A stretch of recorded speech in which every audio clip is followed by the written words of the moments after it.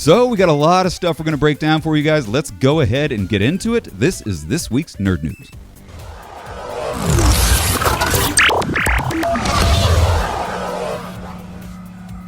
All right, guys, first Nerd News story of the week. Star Wars The Rise of Skywalker. People magazine put out their very special Star Wars special, and we got our first look at Emperor Palpatine, our first look at Luke Skywalker. We're going to break that down for you, but before that, even more importantly, they did the first cast screening. They did a cast screening. Richard E. Grant, who plays the ominously named Allegiant General Pride, he went onto Twitter. Apparently, somebody didn't tell him that there's a review embargo in place.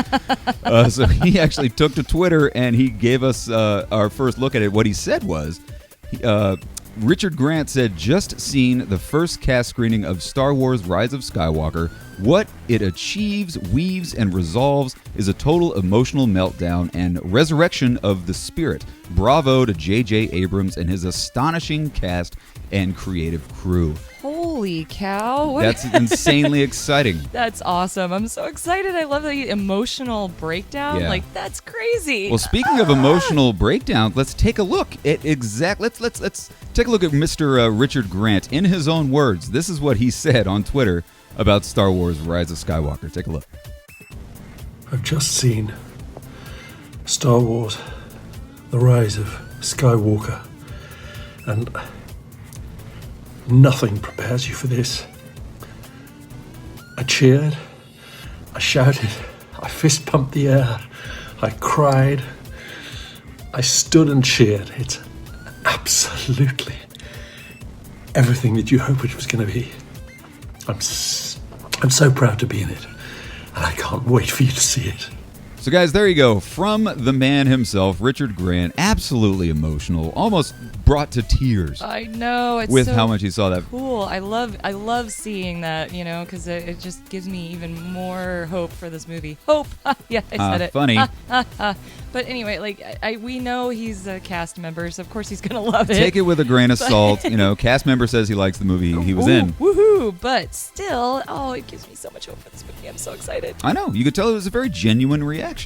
Because honestly, I mean, I'm not to go off on a rant here, but you can tell when a cast member isn't really excited about a film. Like when Daisy Ridley was in the red carpet premiere for Return of the Jedi, Last Jedi. Last Jedi.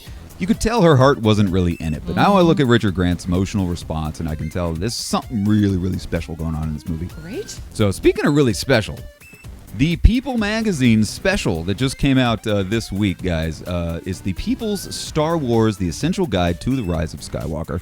Killer cover. The coolest part about this cover that you got to talk about, we get our first look at Luke Skywalker, we get our first look at Emperor Palpatine. Right there, we haven't seen Luke in the movie yet. We haven't seen him in any of the TV spots, any of the trailers, but there he is, right on the cover of People magazine, Luke Skywalker looking good, right next to Luke Skywalker. Our first look at Emperor Palpatine. There he is in his badass makeup.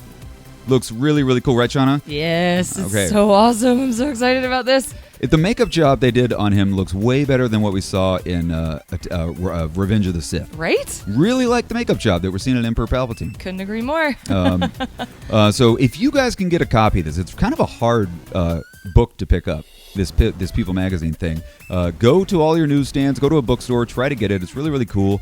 Inside of the issue, you see exclusive behind-the-scenes photos, interviews with all the stars. It's a really, really deep dive into the Rise of Skywalker. One of the cooler interviews I saw, talking about the new droid, this D0 droid. Neil Scanlon, he's the supervisor of creatures and droids. He describes this new character, D0. He said D0 imprints himself on BB-8. Wherever BB-8 goes, whatever mannerisms there are, D0 tries to mimic. He's the perfect little sandwich that fits between R2-D2 and BB-8. Oh my gosh, that makes me so happy, because who doesn't love BB-8? I know. Love BB-8, and this Dio, oh my gosh, first of all, the name. Yeah. JJ, you're amazing. Dio.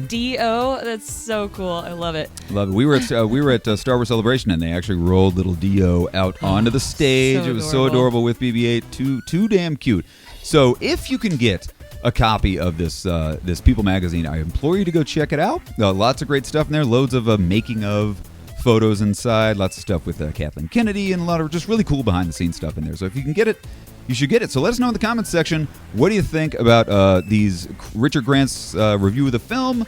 Did you pick up the People Magazine article? What'd you think of it? Let us know in the comments section. All right, guys, so the next big nerd news story of the week, Lock and Key, the new Netflix series based on the comic book series Lock and Key by Joe Hill.